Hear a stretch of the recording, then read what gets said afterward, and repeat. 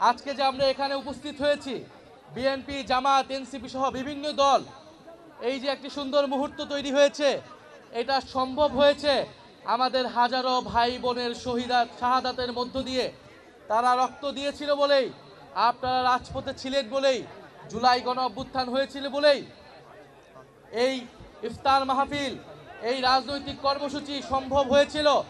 আজকে যেই নির্বাচিত সরকার এসেছে, সেই সরকারও হাওয়া থেকে আসে নাই, সেই সরকার কোনো নিয়মতান্ত্রিক প্রক্রিয়ার মধ্য দিয়েও আসে নাই। সেই সরকার একটি অন্তর্বর্তীকালীন সরকারের কর্তৃক আয়োজিত নির্বাচনের মাধ্যমে এসেছে। এই সরকারের বৈধতা হচ্ছে সেই জুলাই গণ অভ্যুত্থান, অন্তর্বর্তী সরকারের বৈধতা হচ্ছে জুলাই গণ অভ্যুত্থান এবং যেই জুলাই সনদ আদেশ রয়েছে সেই আদেশ। এটা যাতে নির্বাচিত সরকার ভুলে না যায়, এটা যাতে আমরা কেউই ভুলে না যাই।